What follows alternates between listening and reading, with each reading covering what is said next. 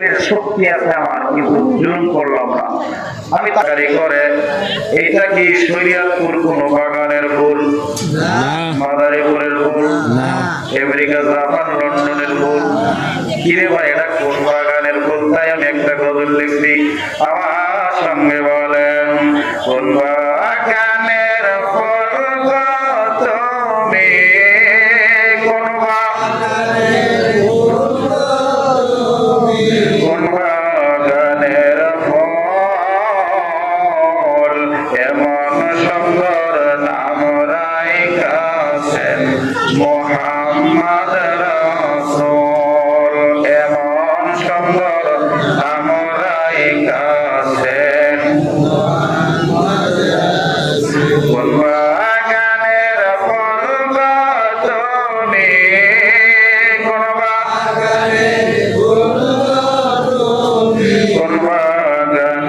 ফল এমন সুন্দর নাম রাইখাছেন মুহাম্মদ রাসূল, এমন সুন্দর নাম রাইখাছেন মুহাম্মদ রাসূল।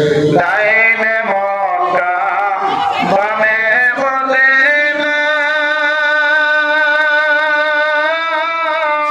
মধ্যে গোলাপ ফুল, দেখলে বাসে নইলে মরে, দেখলে বাসে নইলে মরে, নইলে হয়া ফুল এমন সুন্দর।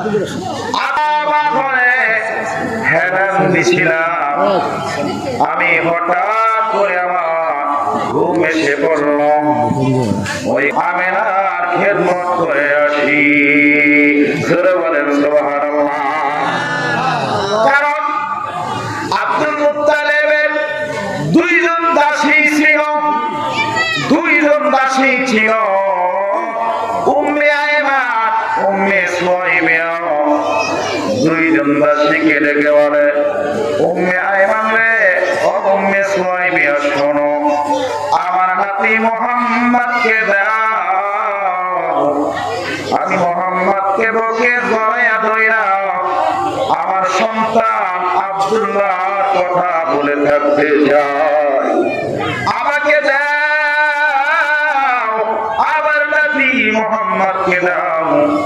এবার উম্মে আয়মান, উম্মে সুলাইমিয়া বাহিরে এসে বলে, ও আব্দুল মুত্তালিব, মনে হয় পাগল হয়ে গেছো, মনে হয় তা ছিঁড়ে গেছে। এখনো দুনিয়ার জমিনে মা আমেনা কোন সন্তান প্রসব করে নাই, কোন মানুষ পৃথিবীতে এখনো আসে নাই। তুমি বলতেছো নাতি দাও, আবার বলো মুহাম্মদকে দাও। ছেলে না মাইয়া তাও তোমরা জানি না, কিন্তু তুমি কিভাবে আবার নিশ্চিত হয়ে তুমি মুহাম্মদকে চাও?